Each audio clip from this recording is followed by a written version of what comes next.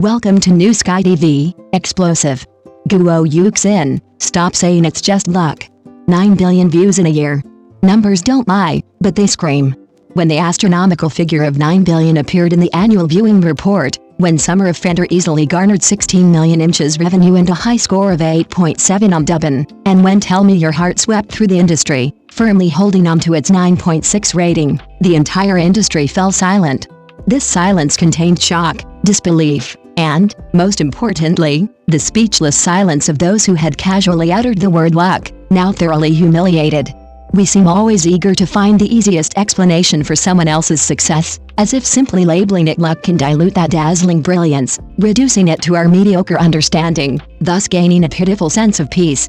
But when we gaze at these figures, the overwhelming pressure cannot be contained by a mere luck. If 9 billion views is luck, then this luck has likely transcended the clouds of probability and reached a realm of inevitability. This is no longer a chance raindrop, but a premeditated, precisely calculated downpour. In this era where information changes every second and attention is scarcer than gold, to firmly lock onto hundreds of millions of eyes requires an incredibly keen perception of the pulse of the times and a profound insight into the hidden desires of the masses. Every explosive moment, every emotional resonance, is not a gift from the gods, but the result of countless battles fought by the Creator with themselves in their work in the unseen depths of night. The 16 million views and the cold 8.7 rating of Summer of Fender, placed together, constitute an almost cruel perfection.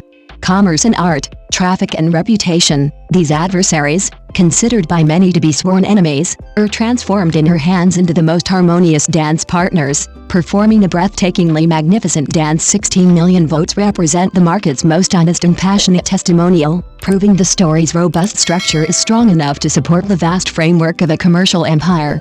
The 8.7 rating, on the other hand, reflects the reason and emotions of countless viewers, willingly offered after being deeply touched. It's not cheap sentimentality, but rather like the most magnificent summer sunset, bathing the deepest, most hidden corners of the heart in a warm, profound, and lingering glow. This is not a lucky break, but a perfect display of control. And then there's Tell Me Your Heart, with its 9.6 rating. This is almost a perfect score, a chilling number. In the once turbulent, now somewhat subdued battlefield of long-running dramas, this number is like a blinding lightning bolt, tearing apart the old sky, forcing all former kings to look up in awe, then silently digesting this shock. What does it mean? It means that every shot, every line of dialogue, every exchange of glances precisely struck the softest, most yearning chord in the audience's hearts. It's not just about being moved, it's a sweeping tornado, engulfing everyone and offering a pure, intense, and breathtaking emotional baptism. This isn't luck, it's divine intervention. We often say that instant fame is luck, but to have two consecutive works reach the top in different dimensions with near overwhelming force commands respect. It's a kind of almost cruel self-examination, a surgical precision that dissects the texture of emotions to the extreme, and a pursuit of beauty that's obsessive to the core. Her works contain the passion and pain of midsummer, the sweetness and bewilderment of being moved.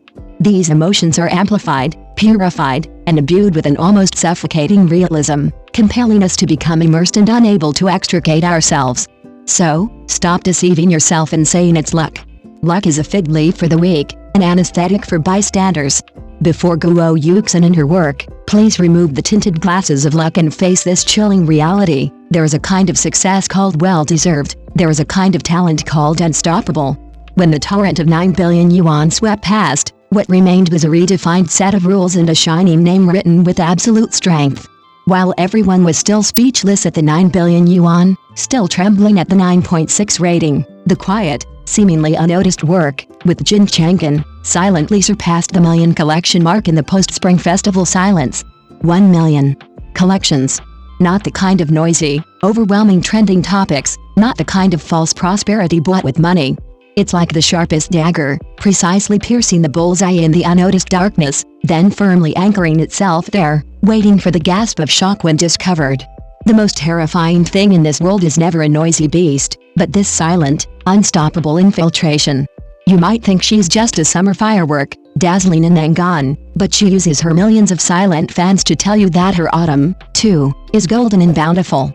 Many people like to say that short dramas are just pigs on the wind. If the time is right, anyone can flap their wings and soar to the sky.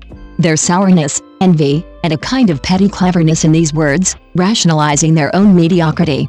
They think success is given by the wind. When the wind stops, the pig will naturally fall, bloodied and bruised. So they stare wide-eyed, waiting to see the joke, waiting to prove their foresight. But they forget, or simply don't want to see clearly, this girl, her posture on the wind, has never been the clumsiness or luck of a pig. Central Academy of Drama. Professional training. Solid foundation.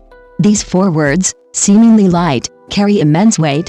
That wasn't just a piece of paper, it was countless mornings and nights wasted in the rehearsal hall, the patience to polish every line until it was perfectly smooth, the brutal training to break down and reshape every glance and every gait.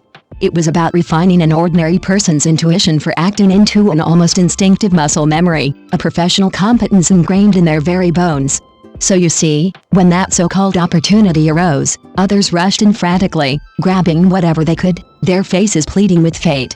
But she simply stood up, dusted off her clothes, and then, step by step, steadily walked in.